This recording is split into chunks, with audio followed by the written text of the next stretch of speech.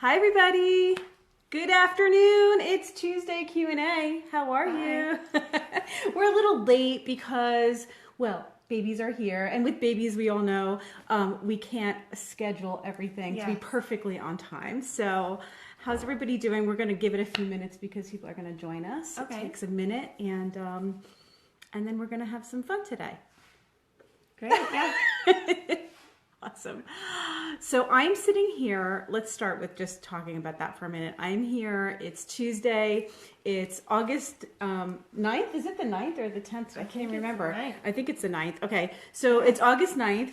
And that means that even though World Breastfeeding Week is essentially over last week, National Breastfeeding Awareness Month Hi, welcome. So National Breastfeeding Awareness Month continues for the whole month of August. And so as promised, we're going to do more Q&As. We're going to do more giveaways. Hi, everybody. Okay, now everybody's starting to join. Hi. So it's really cool because we get to talk about breastfeeding all month. This is like my Christmas. You know, we were talking about that yesterday. August is my Christmas, and it's okay. So who am I? Do you not know? Okay, so for those of you who may be joining us for the first time, and you guys did share this with your friends, so you might not know who I am either. My name is Shari Criso, and I'm a nurse mid. Oh, look at that! Somebody is giving me angry faces. Okay, we don't like that. Anyway, I'm Shari, and this is my friend Lisa. Hi. And this is her little one, Millie, who is 6 months old. Just about 7. Just turned almost 7 months. Almost 7. And Lisa and I, over the last few months, have become really good friends because we live in the same town together. Yeah. But that's not exactly how we met. So Lisa came to me many years ago when Millie is her 4th daughter. So she's got 4 and girls. Came to me with her first for a lactation consultation. And so that's actually how we met each other. And she was here yesterday, and I just felt like it would be so great to have her on with us so that we can get an experienced breastfeeding mom and one of my students, one of my clients, and then we can have all you guys and we can ask questions and do some Q&A together. So you want to tell them a little about yourself, or I already did, but you can. When Shari used to have a store, a girlfriend of mine recommended I connect with her because my milk just suddenly dropped around 4 months. And this was with your first baby? My first baby. So this was a few years ago. And it was out of nowhere. And I wanted to keep nursing. And I thought, okay, well, what's going on? Maybe it's just time to end. And my girlfriend said, reach out to Shari. She'll explain, maybe there's something that's going on. Well, then that's exactly what happened. Shari and I had a really great consultation. She sat me down, and I feel like it was probably like 2 hours. It was a long time. We talked a lot, and kind of because I don't know how to talk a lot. I don't know what she's talking about. Quiet.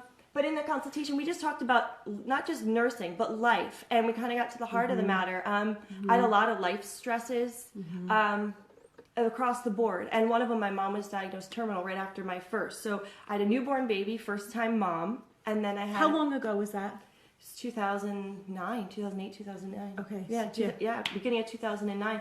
So it was a long time ago, and it was a rough thing to go through, being a first-time mom and then losing my mom, and the stress was just a lot. And Shari and I talked just about my day-to-day life and what's it like nursing, how often am I nursing, how often is she sleeping, and it really just turned out that stress made me maybe forget to eat a meal or eat a meal too late or push a nursing session off because I had to take care of my mom or do something or run an errand for my dad or something like that.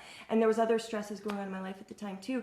And so Shari just encouraged me, let's try it this way. Let's focus on being more diligent about consciously eating enough and focusing on that and not scheduling nursing, but saying, hey, I know I need to do this, but let's focus on kind of like doing a nursing. And it boosted my milk back up. And then I had my second daughter, and there were some other life stresses involved there, but I was able to kind of see that coming and say, okay, it's the same thing happening. And then with my third, I mean, she is just, there was no issue at all.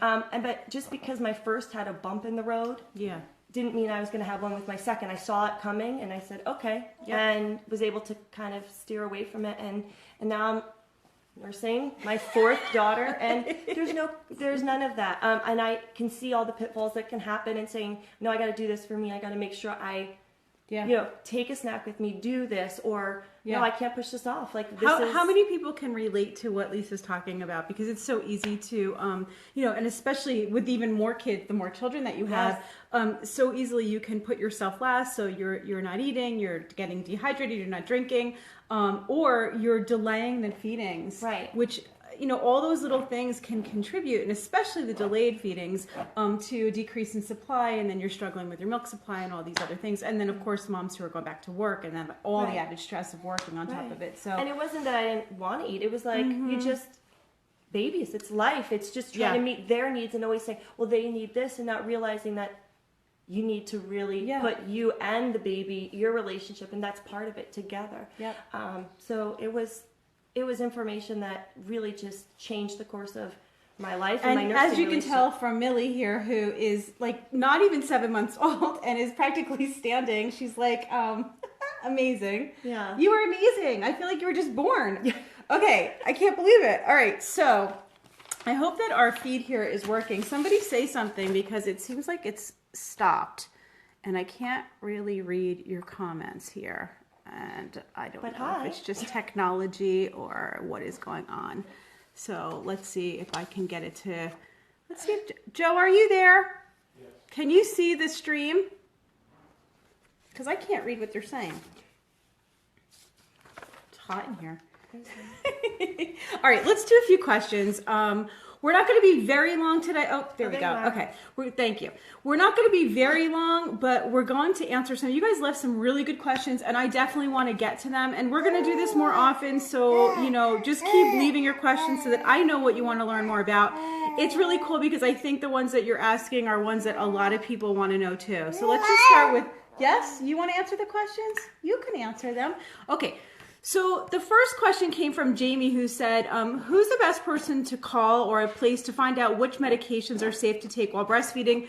I have to have oral surgery and she'll be under anesthesia and then most likely need some kind of pain control. My son will take a bottle but nurses through the night. If I can't get him weaned in the next couple of days, I don't know what I'm going to do. Okay, so let's answer that in two parts. One is somebody had posted, which I thought was excellent, right under that question on this post, the website for infantrisk.com, and that's actually a really good resource. You can actually call them up, talk about the medication that you're being given, and to clarify with them whether it is safe for breastfeeding. In most cases, though, what you're going to hear is that something is not safe for breastfeeding, and then you'll call Infant Risk and find out that it is. So that being said, that's a great resource. So thanks for posting it. I don't have it right here who posted it, but thank you for doing that. Was going to be my recommendation anyway. The second part of that question is just the idea of what is safe and what's not safe when you're breastfeeding. And this is like something that's really misunderstood because you're talking about weaning your child so that you can have anesthesia for some oral surgery. Yeah. And I think I just looked at your face. I'm like, you just called me about this, didn't you? Recently. Did. Okay. Yeah. So the point was, I remember she called me because she had to have some oral, my nose, some surgery on her nose, and she needed to know because they were giving you a hard time. They were giving you a hard time, that the nurses and the doctors were giving her a hard time about wanting to nurse the baby when she woke up. And as you could tell, Millie only wants the breast. So it was like kind of a panic. Yeah. And so what my answer is that it's fine.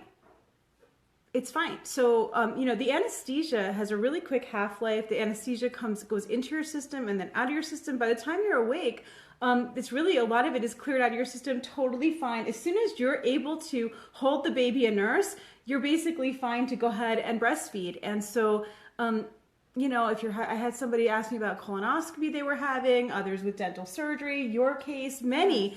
Normally, you should not have to wait 24 hours, this pump and dump. I don't agree with any of that. You can nurse as soon as you're awake and coherent enough to hold the baby. Right. And then as far as pain medications, obviously, the best thing to do would be to stick to, the Advil or some Tylenol. If you really need to have, a stronger medication in those first, first day or so, it's still okay to do while nursing, but you kind of want to time your feedings a little bit better. You take as minimal of a dose as possible and then stretch it out from try to do it try to feed right when you're taking the medication or right before you take the medication and then take the medication so that you have a long stretch until the next time you're going to feed again. Remember that moms go home on Percocets and other things with C-sections. We get medications like that, and it's okay. It would be much worse to wean and to not continue breastfeeding if that is what your plan is to do. So my answer is that most medications are fine to take. That really is the case across the board. If a doctor gives you a medication and then says, this medication is unsafe for breastfeeding, then the very next question should be, then what is the alternative? Like, what is another alternative medication you have, okay? So that would be my answer. And if they don't know, then you call infant risk or you get another opinion, okay? Because there's very few that you can't take at all.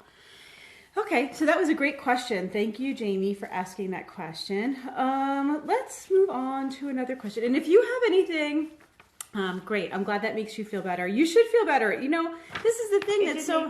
How did you feel? Well, when you said, I think what was really calming to myself and my husband was when you said, think of all the women who come out of having a C-section and all the drugs they have to be on. And that to us was really calming. Because think about it. You are just... She wants to eat more. I know. It's okay. That's fine.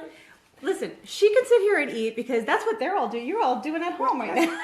Who's nursing right now as they're watching? How many of you are doing what I'm doing? Okay. So I just, that to me was, I think, the most important thing to hear is that, of course, an ENT who did my nose isn't really well versed in nursing, breastfeeding. The nurses there weren't. And then hearing that saying, oh, you're right. There's a lot of women who have gone through that and they take medication. So to me, that I think when you look at it that perspective, and a lot of women who maybe had a C-section and then are now having another surgery, it's like, oh, okay. Yeah. It's just because it's thank God, because you surgery. really didn't want to stop. I mean, right. and she doesn't take a bottle. And think about a lot of the women who are already fighting to breastfeed, and then that can be emotionally totally. Thing, well, it's distressing because you're like, I need to have surgery. Or see, look, Tabitha's nursing her twin, so she knows what you're going through right now. You totally got it. Oh, and Jenny's nursing too. Awesome. All right, so let's move on to another question. If Millie will be happy enough with that, I don't know. That's okay. So another question. Oh, and look what we have right behind Lisa here. Yes. Oh, this is awesome. This is the back buddy. And Lisa said, where's your back buddy? Yeah. Because there's no back buddy. Okay. And stay tuned for that because we're going to be doing a really awesome giveaway and promotion on the back buddy. Just coming up probably tomorrow. I actually have a really great giveaway and a promotion for you guys. Okay. So let's go on to the next question. This came from Tiana, and Tiana said, I was having some latch issues when my daughter was born, and a lactation consultant said to use a nipple shield. So now, 2 weeks later, I can't get her to stop using it. Oh my. How can I wean her off of it? This is a great question because nipple shields can be a little controversial. Some people will use them when they don't need them or too soon or for the wrong reasons just because they haven't gotten proper instruction on latch. Other people, it can be a lifesaver because nipple shields really do work when they're needed and necessary. My best advice is that, first of all, even though I know you can walk into a Babies R Us and just buy a nipple shield, I don't usually recommend that you do that. I really recommend that if you're at the point where you feel like you need a nipple shield, a consultation with a lactation consultant is the best way to go. And make sure that you're using it properly because if the baby's not getting milk through the shield, so if they're not latched well, they're not actually getting the milk, then that could decrease your supply. You hear people talk about nipple shields decreasing supply. It's not the nipple shield. It's the way that you're latching on with the shield. If it's not latching properly, yeah, you will decrease your supply because it's supply and demand. If you're not nursing well, then it's... The baby's not over there by herself, by the way. Joe went over to play with her on the floor, but she wanted mommy. She didn't want Joe. And she wanted the dog too. She loves the She loves the dog. And so I think that here's the last part. I use nipple shields all the time for consultations. I do use them when they're needed. And my experience is that I've never had a mom who needed to use the nipple shield the entire time they were nursing when they didn't want to. So that being said, eventually the baby will come off the shield. Eventually the baby will know where they eat. What you could do is try nursing without the shield before each feeding, but don't drive yourself crazy because it may take a little bit longer than those first 2 weeks. It may take a month, and then you'll come off the shield. What I would say is not to stress about it. If the baby's eating well at the breast, if you're doing fine, give it a little more time, keep trying, and then at one point the baby will latch to the breast as long as there's no like major issues like, you know, completely inverted nipples. Even then, most people can nurse, but if everything's fine and it just was having a hard time with the initial latch, most likely that's not going to last forever, and I just give it a little more time. So that's my advice on nipple shields. Sound good, Millie? Yeah, she's happy with that answer. She just wants to cruise and walk around. This kid wants to stand. Okay, wait, you got to see this because she's only like not even 7 months old. She's already like standing up, holding on and standing up. Yeah, she just wants to be on the move there. She's like, I am not sitting for this. She's got sisters to keep up with. That's true. She's the youngest. How old are your children? 7, 5, 22 months, and Millie. So she sees her toddler sister going, and that's the end of it. It's unbelievable. That's what happened. Unbelievable. Should we answer a question that somebody's asking right now live? Yes, absolutely. Let's do that. Okay, so I'm going to answer Lee's question here. Lee or Leah, I think it's Lee. When I nurse, sometimes I feel a numbness in my face and a tingly feeling on the side I nurse. I'm not currently pregnant, and this happened with my previous baby too. Any ideas? Well, so my answer to that is I'm assuming that everything's fine. And, you know, it's not like some major problem because you had it with the first one, and this is just like a sensation that you're getting. So what I would say is that when you latch the baby onto the breast, there is what's called the milk ejection reflex, right? So the milk, how that works is the nipple is stimulated from the baby sucking. That sends a message to your brain where oxytocin is released from your brain, okay? That oxytocin then travels back to your breast. This is a very simple way of describing it. And then but it is kind of simple. It contracts the ducts in the breast and the milk ejects, hence the milk ejection reflex. What happens is sometimes that hormonal surge can cause a strange sensation. Right. So some people will get like a tingling sensation in their breasts. Some people, like yourself, you're getting a tingling sensation in your face. Remember how the nerves run. Right. So you may be getting it in your face, your hands. You feel some kind of tingling. Some people feel all different sensations. I could tell you, like personally, when I was nursing, every time the baby would suck, after like 30 seconds, and I guess I would have that hormone surge, I would get like dizzy. Like I'd get like a little bit like dizzy and nauseous for a second, and then it would go away. But it was that surge. Yeah. So everybody experiences that a little bit. Do you experience anything? Oh, I get tingling. You get tingling. Yeah. Oh, yeah. At the site. With your absolutely. letdown. Mm-hmm. Absolutely. So I would think that letdown in your hand, what was it? Did you say in your numbness and tingly feeling on that side that I nursed? Right. That's exactly right. All right. Awesome. Let's go on to another question that was posted here. All right. Kaylin said, my 2-month-old is cluster feeding. She says, I don't mind, but my poor nipples do. Yes, the cluster feedings can be difficult. Best quick relief for sore nipples. Also, at what age do babies typically start nursing from both breasts at a feeding? Sometimes my little one will nurse aside and fuss even after burping until I switch and he continues to eat happily. Other times he's fine with a feeding from just one side. Okay, so first of all, the cluster feedings, babies have, you're welcome, Lee, your babies have growth spurts, okay? So like what will happen is, and I just recently talked about this on my last Q&A with Jamie Grayson about growth spurts, which is somewhere around 2 to 3 weeks, around 3 months, 2 to 3 weeks, 6 weeks, 3 months, and 6 months. And those are all just like basic. They can be anytime. The baby will have what's considered a growth spurt. And so there's a lot of growth that happens very quickly. And during those times, the baby actually needs to increase your supply quickly because there's more of a demand. And what will happen, how they do that, is by cluster feeding or feeding or a lot. So they're on the breast, then they're really fussy and they want to eat again and again and again. And what that does is if you let that happen, even for that 1 or 2 days that they're just like wanting to eat around the clock, your milk will increase naturally. And so by the 3rd day, you feel actually full, where the baby's all of a sudden gagging and choking on the milk because it's pouring out again. Right. And that's how your baby works with your breast to regulate your milk supply. Right. Okay. What happens is if you start to interfere by saying, why are they doing this? And maybe they're still hungry and maybe I'm not making enough and let's get some frozen milk out of the freezer or let's supplement at this point. You actually interfere with this perfect process that's happening naturally between your baby and the breast. Yeah. Then they know exactly what to do. So, and I feel like when that happens, you don't feel as full and then you can freak out. And we talked about this years ago, freak out because you're like, why am I not getting full?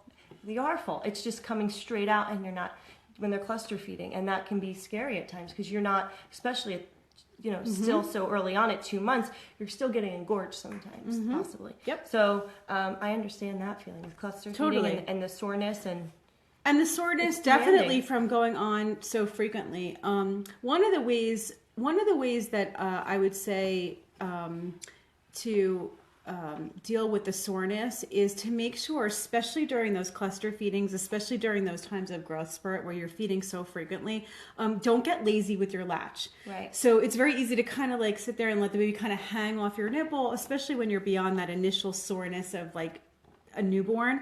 But when you're going through those cluster feeds, go back to your to the basics of like good proper positioning and latch, holding the baby really close to the breast, making sure there's a wide open mouth, not letting the baby slip to the tip of the nipple and fall asleep where they're sucking right on the nipple.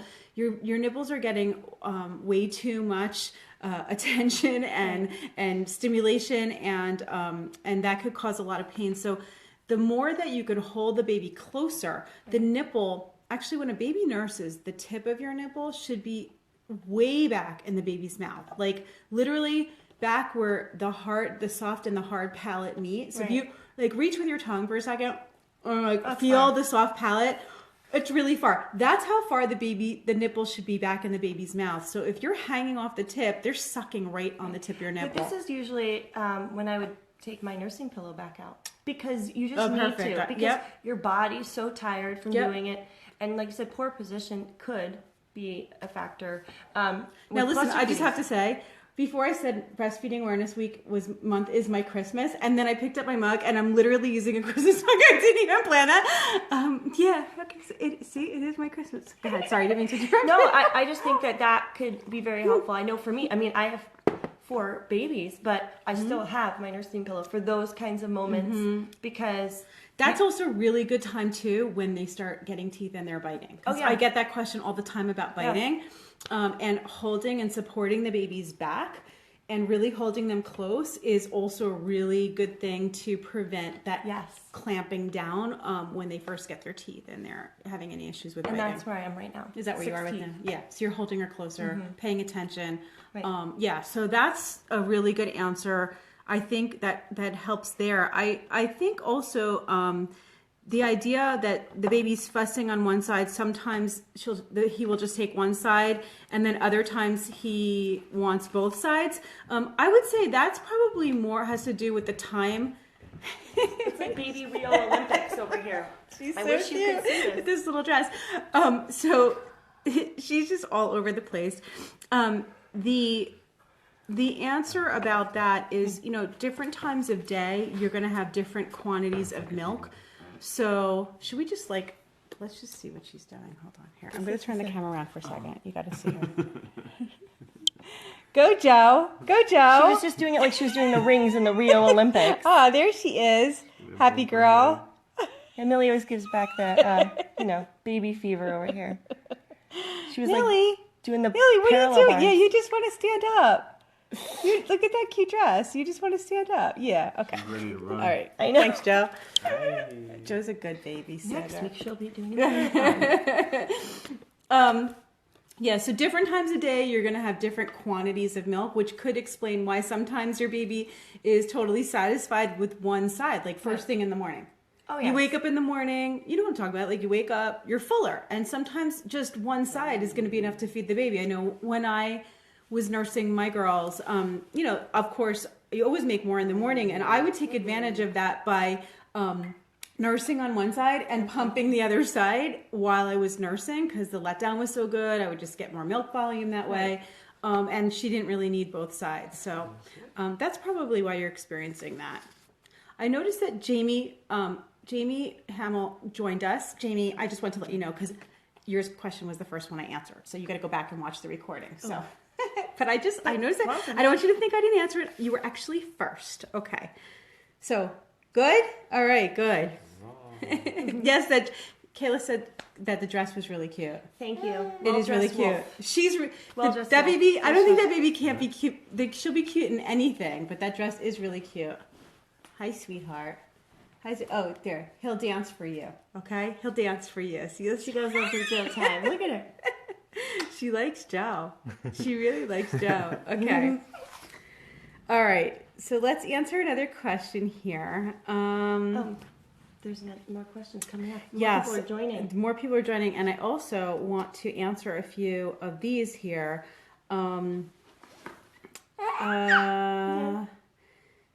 Deneen asked, what is the oldest child that you have gotten back to nursing? My daughter is 6 months, and she's been on a nursing strike since Memorial Day weekend. I thought I was okay with just exclusively pumping, but I'm truly heartbroken. I want her to nurse. The problem is that I work full time, so I'm certain that she just loves her bottles. Okay, this is so hard. And I know, like, when you're at that point where you've been pumping, and a lot of times when moms explain to me that they're going to exclusively pump, I always say, exclusively pumping is the hardest way to go. You know, breastfeeding is the easiest, and then, actually formula feeding is easier than pumping. Pumping and feeding milk is one of the hardest ways to do it, and I have so much respect and admiration for moms who do it because it is so hard, and I know why you're doing it, because you still want to provide, even if the baby's not latching on for whatever reason, whether it's choice or just couldn't do it, right, or had some kind of an issue or whatever. You still want to provide breast milk, and so I have so much respect for pumping moms and the challenges that you face. And for Deneen, who wants to go back to breastfeeding, I can't say that there's ever like a time where it's just too late, because I've worked with people who have been able to latch after months of not latching. The time when I think it's, really difficult is when you start to deal with two issues instead of one.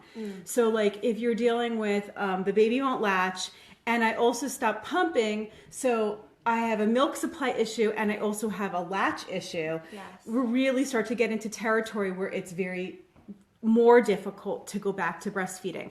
If you've been pumping frequently and maintaining your milk supply since the baby stopped latching, then what we're dealing with is just one issue of latching, but the milk is there. And the good news about that is the baby will get that instant gratification when she actually does latch onto the breast, which can help to get the baby to latch, Yes. So what I would recommend is to do as much skin to skin contact with her as possible. I know you're working, but when you're home, sleeping with the baby, co-sleeping with the baby, safely doing that, which is the best way to get the baby to actually be breastfeeding during the night. As much skin to skin as possible, and then offering the baby the breast, like putting the baby to breast, so that she starts to get used to again the idea of the nipple in her mouth, and just the idea of breastfeeding again. I would say that the best time to do that is like first thing in the morning. Like when you're cuddling in bed in the morning, and just kind of put the baby to breast and keep trying. It can be hard if the baby's getting bottles, because the bottles are going to give the milk a lot faster. So make sure that whoever's taking care of the baby during the day and giving those bottles is actually pacing those feedings, so that they're not like just letting it pour down. The baby's getting a break. The baby's sitting up a little bit more. They're watching the baby's cues to like minimize the flow of the milk so they're not overeating, and that will help to get the baby to kind of go both back and forth between the breast and the bottle.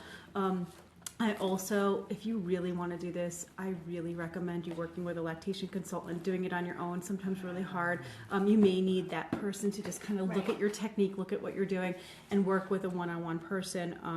You know, I don't know if you guys know, like, I do consultations. I do them here in New Jersey, but for most of you guys are not close to me, but I do consultations, telephone and Skype consultations. And if you're interested and you want me to work with you or help you, you can do that. Just go to my website.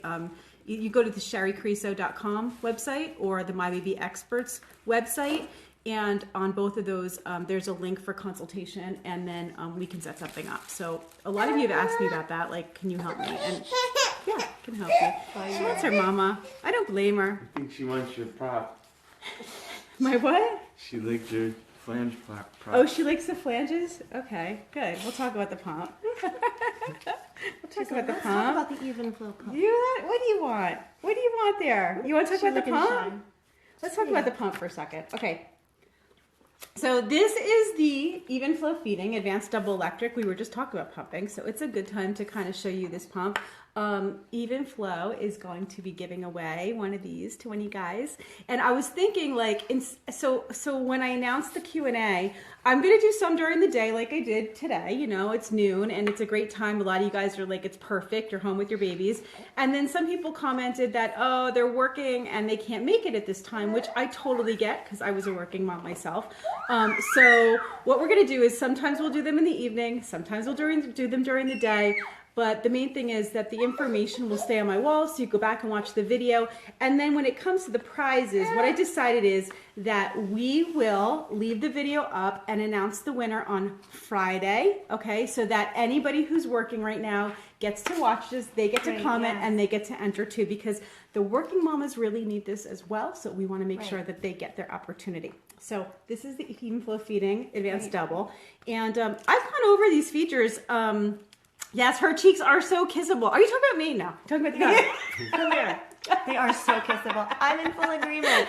We're talking about the baby. Come on. Oh. Yes, but you I want to eat up because you're so kissable. Okay. Listen, I am so distracted right now with having this cute baby here because I'm just like, okay, give me her right now. I want to, like, kiss her. Okay. So the pump, we're going to be doing the Evenflo Advanced Double Electric Deluxe, and what that means, okay, is that the deluxe. Thank you. Oh, I have an extra hand. Okay, so you get with the deluxe, you get the pump itself, you get the kit with the tubing, you get 3 flange sizes that come included with the pump.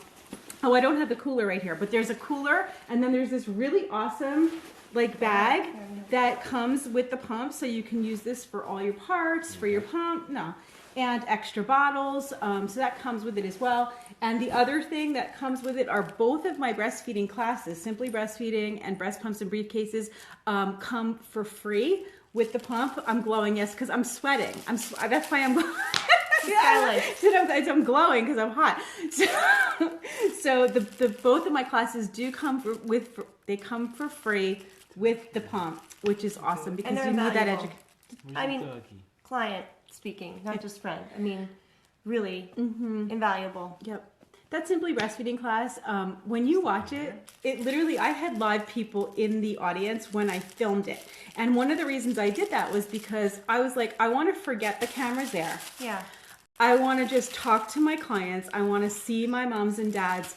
And I want to teach this so when you're sitting there watching it on the screen, you can get what I'm trying to communicate in a way that I would if I wasn't talking to a camera, but talking to my clients. And that's exactly what we did. So that whole program was just filmed with me just talking. There was no script, there was nothing. It was just the topics, and it was the way that I teach it live. So you will feel like you're right in the room with me. And a lot of times people meet me and they're like, I only know you from the DVD, but I feel like I know you because you're exactly the same. Like, yeah, because I was just doing my thing.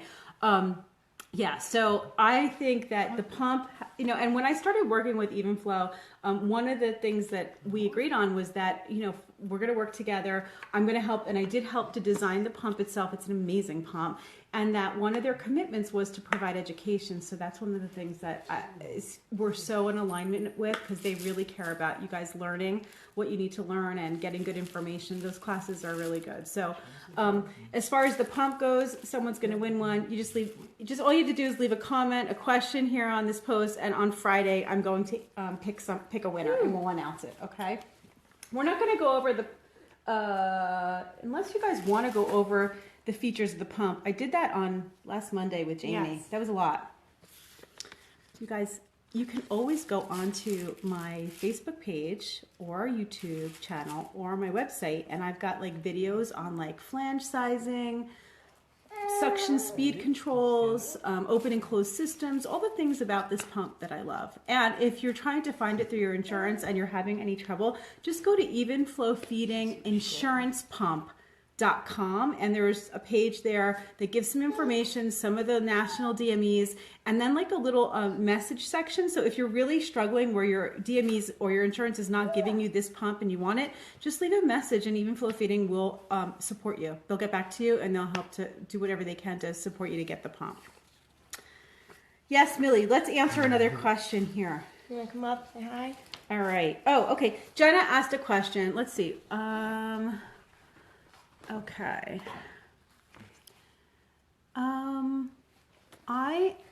Let me answer one of the questions that just popped up on the screen. Kara said, I need help getting more milk when I pump in a 12-hour shift. I will at most pump only 12 ounces. Okay. Now, let me answer that, because lots of times the idea, like the question will be, how do I pump more milk? How do I get more milk? How do I increase my supply? When actually the issue is not so much needing to increase your supply, but a better understanding of what's normal. Okay, what's normal? What's the normal amount that you should be making? What do most moms make? Because remember, if you're breastfeeding, you can't see it. Oh, no. So if I ask you, Lisa, like, how much does she eat at a feeding?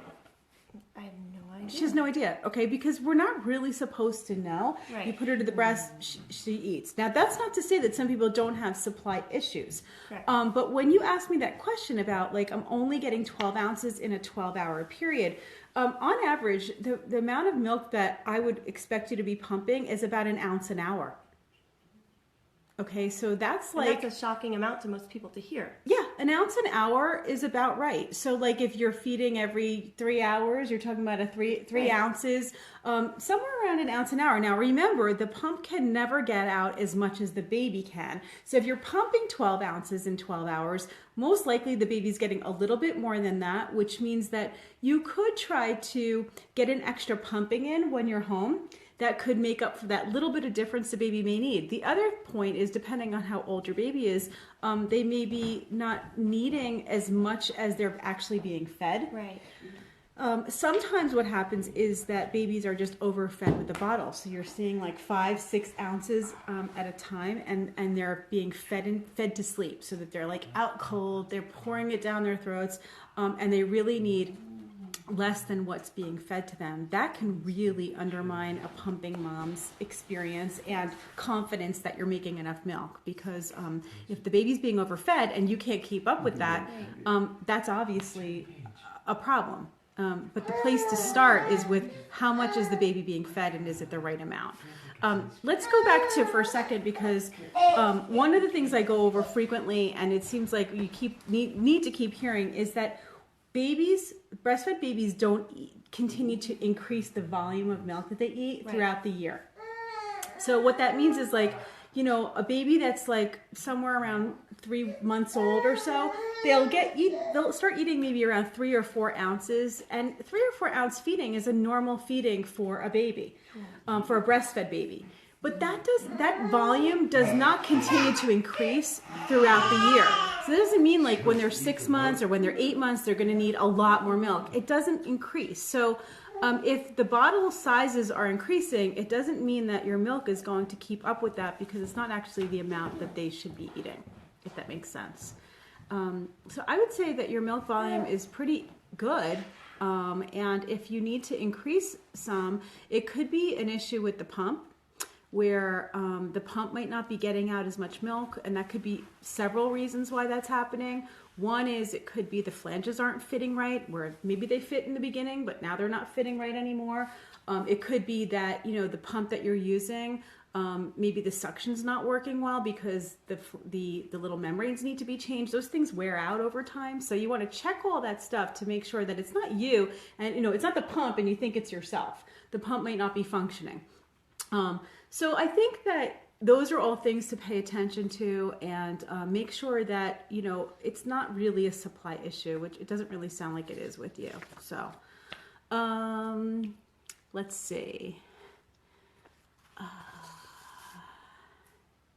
Let's see. Do we have another question here? Yep. So this one came from Lenka, and what she said is, what is your best advice for a new mommy to get ready for a breastfeeding journey? How do I deal with bumps in the road and not feeling like a failure if things won't go the way I imagined? I'm really thankful that I have an opportunity to ask you a question. I found you as a professional and wonderful resource of information. Awesome.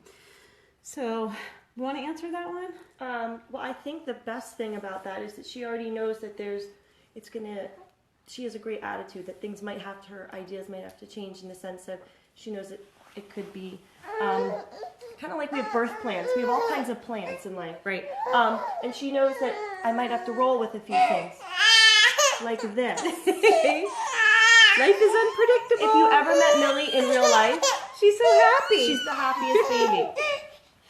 She's a little camera shy. That's okay. The question is really an important one, and I think it's just so basic, but not to the first-time mom who's pregnant and going, oh my God, I'm hearing all these concerns about nipple shield. I mean, even think about a first-time mom just even logging on to watch what we're talking about right here. Right. Could be really overwhelming. People talking about not having enough milk. Right. People talking about difficulty with latching. How can I pump more? I mean, all these things. It's a whole new world you're stepping into as being a parent, and that can be just stressful in and of itself. And then, like you said, these are questions about people needing a little bit of help. Yeah. So we're focusing on the help, but nursing and pumping and all of that, I think it needs to be looked at as our bodies do it. Yeah. You know what I'm saying? Like, this is how we are wired to do it. Yeah. So I think just keep that in the mindset. That's what always helped me going, well, our bodies are made to make milk. So whether you're nursing or breastfeeding and pumping, either way, your body's able to do that. You know what I'm saying? Like to come back. Hopefully it will come back. And there we are. Okay. And what she's explaining, and for so many of you, breastfeeding can go really, really well. Like it has this time for Lisa, and and then sometimes it can be really, really challenging where it just doesn't come naturally the way you expect it to come. My best advice is this. You can't plan everything like Lisa said. The most important thing you can do is prepare yourself as best as possible. Like the fact that you're even on my page here, the fact that you're tuning in while you're pregnant right now, watching this video with all these nursing moms, that you're hearing this, that you're staying a part of the conversation, that you're learning things from what we're discussing, that so many moms out there I know are going, I wish I would have heard that. Right. I wish I had known that with my first. I wish I would have known that with when I started breastfeeding. It's so great that I found you now. Where were you when, I can't even tell you how many times I hear that. Where were you when I had my kids? So the fact that you're just even in the conversation, you're ahead of the game. Exactly. The second thing is the only thing you really need to prepare for, because people think like, what do I need to prepare? Do I need to prepare my nipples? Do I need to prepare my breasts? No, you need to prepare yourself. And when we were talking before about my class, the number one thing I would say to you is take that class before you have your baby. Right. And there's so much in that class that I'm talking about, like day 1, first feeding, day 2, like that. It's too late. Like you come home from the hospital and you'll be one of those people going, I wish I had watched this before I had the baby. Like even knowing the amount of milk baby's stomach can hold the first day, like educating yourself, I feel, will help you disarm your fears. Yeah. And that's pretty much across the board. Yep. If you empower yourself with education, you'll know when you come up to something how to handle it, and you won't be fearful. And breastfeeding isn't something to fear. You know what I'm saying? Like, there are challenges, but I think there's a lot of help out there. Exactly. And doing this ahead of time is going to allow you to feel a lot of peace. I think about it, knowing that, okay, this is what's coming down the road. And to know that a lot of us have challenges. I mean, so many Right. people ask me, I mean, you guys know me now, and my children are 12 and 14 years old. My girls are already big. Yeah. Crazy. They're Goes 12. too fast. My daughter is starting high school in like 3 weeks. 3 weeks.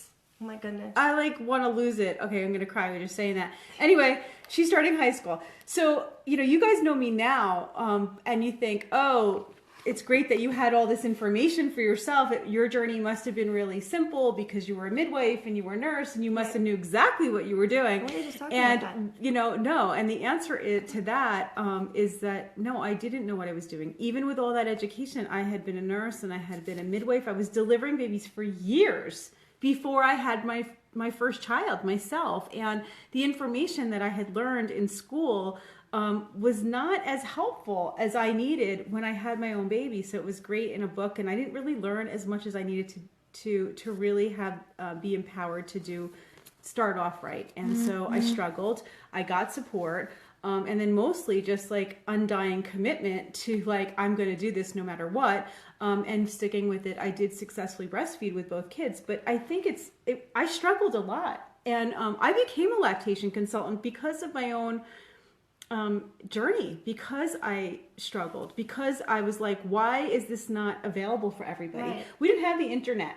So you guys are Right. lucky. Like, you take for granted, like I couldn't just log on and like watch a live Q&A like this. Right, and when I started having babies, I was the first of my friends.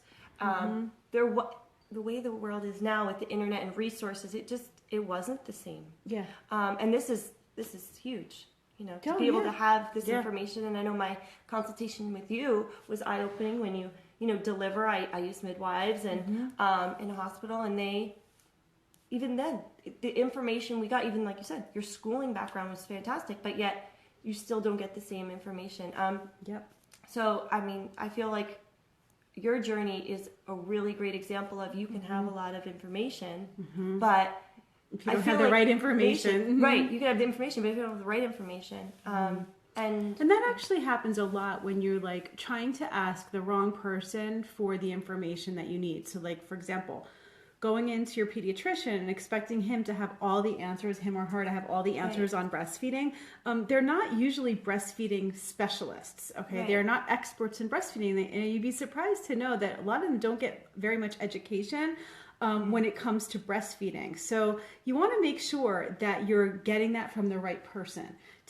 Going to an IBCLC, finding some pediatricians are IBCLCs. Some of them are breastfeeding specialists. I'm a midwife and I'm also an IBCLC. So you do have people who know what they're talking about and that they're informed, but then there are others who just because they have a degree doesn't mean that they actually have the information. Someone's asking if the breastfeeding information resource is in Spanish. Yes, actually, when you log on to my website and go to the classes, the classes are available in English, Spanish, and also in French when you purchase the pump. Right, Joe? Okay. So when you purchase the pump and you go through the pump, from the pump, the card that you'll get within your pump, you can watch it in English, Spanish, and French. When they purchase the class, they can purchase it in English, and then tell us they want it. You can purchase it in English, and then you can message us and tell us you would like to watch it in Spanish, and we can totally set you up for that. So, yes, it's in Spanish. I think we are, what time is it? Let's see. Okay, we have a little bit of time left. I think Millie will join us. I'm hoping. She just wants to move. Right? Okay, let's answer a question here. Can I see more when I do this? Oh gosh, okay. See, I knew I was going to screw that up. Okay, this is a question that just came in from Courtney. She said she's having a C-section in 3 days. Congratulations. Yes, congratulations. And I know that I'll be in recovery for an hour, but I heard the first hour after birth is the best time to feed. Can I still feed right after birth, or will I have to wait? The fact that you're having a scheduled C-section, you should be able to breastfeed your baby right there in the recovery room. Some hospitals, I've been watching these videos, it's so awesome because I was a labor and delivery nurse and a midwife for so long. So I was in the surgery, in the operating rooms doing C-sections all the time. And that was years ago. Now watching some of the gentle C-sections they're doing, Yes. where it's actually like a birth and you're completely involved and they're letting you watch and the baby's actually being born through the incision. Amazing, totally amazing. Obviously, this is not like emergency C-sections. These are scheduled. But yeah, you should be able to breastfeed and do skin to skin.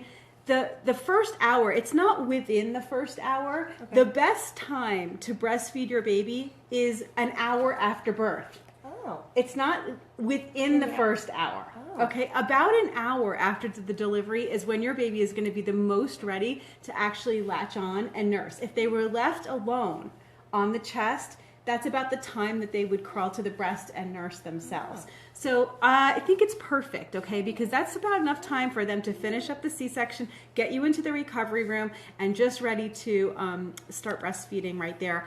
What I would do is talk to your doctor or your midwife, whoever you're working with. Obviously, there's a doctor doing the surgery, but you might have somebody else there too.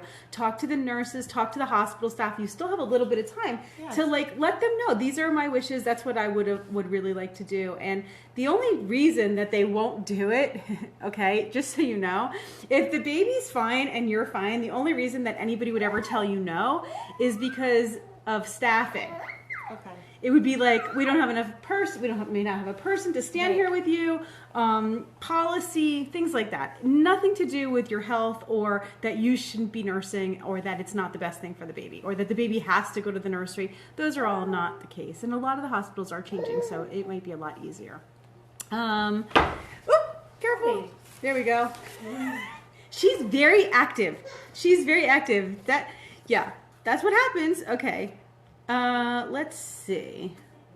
Do I have another question that I can answer you? What'd you say? I wish that it worked with a lactation clinic. I cried so many times in the beginning after doctor's appointment. Yep. It's really hard. I know what you're talking about, Caitlin. When you go to the doctor and they're actually the one that's the most discouraging. I can't tell you how many pediatricians and neonatologists actually were my clients. Yeah, when I used to have the learning center and the store, I would have them coming in all the time for like bra fittings or whatever. I'll never forget this one sweet girl. She came in and she was doing a bra fitting with me and just like, I don't know, her baby was like maybe 5 days old and just like right in the middle, she just started crying. And I was like, like we stopped and I was like asking her, what's going on? How can I help you? And she was just like, I'm a neonatologist. And I'm trying to breastfeed my baby and I should know what I'm doing and I don't know what I'm doing and I'm like totally devastated. And like I could relate so much to that because you really do. There's something about feeling like you should know and I don't know. And that shock of having your child and realizing like I really don't know everything. But just don't. They necessarily don't really learn the normal stuff. Right. Like just normal latch and position, just normal milk supply. She knows everything. That's, I feel like in anything. You can read and read and read, but until you do. Yeah. Right? Yeah. And that's it's hard. Yeah. It's really hard. It's hard. So I think we are going to be finished for now because I think Millie has just about had it, right? Yes. Did you guys enjoy our live chat today? Did you have really fun? Motherhood, right? I mean, this is motherhood. This is real. Right? This is real. It doesn't get more real than that, My kids are in camp, so I don't have that today. But if you guys hang around till later out in this afternoon, I could give you actually I couldn't teach it, but I could show you what it's like to have a teenager. You don't want to know. I'm telling you, you don't want to know. Thank God they're born little and cute like that. And that you work your way up to the 14-year-old because, yeah. No, they're awesome. Sweet girls. They are awesome. My girls, here's a picture. You want to see a picture of them when they were little? They were so cute. Okay, wait, let's see if I can do this. I'm going to break something. I know it. Okay, there we go. Let's see. There they are. There they are in their cute little picture of them. Let's see if I can get it closer. I'm not going to go walk over. Yeah, these were my girls when they were little. 2 little girls. Aw, with the curly hair. The glare is in the way. That skylight's in the way there. All right. Anyway. All right, now I'm walking around. I'm going to fall, and I'm going to break my neck, and there's Joe and Millie. And there's Lisa. Let's all say goodbye, okay? Because we're going to finish up. Lisa, thank you so much thank for you. doing this This with was us. wonderful. Did you guys have a good time? Did you learn something? Was this awesome or what? Do you want to have Lisa back again and Millie back? Yeah, we're going to have you back, Millie, because we love you. I'll just bring all 4. We'll see what it's really like. Yeah, 4 kids. All right, we'll see you guys online. Bye, everyone. Just make sure that you leave a message here if you want to be entered for the giveaway. And stay tuned because I'm going to be announcing the Back Buddy promotion coming Yes. up. Okay, so And share with your friends who are about to have babies, so they know. definitely share. Right? Definitely share. Okay, bye everyone. Bye. Have a good day.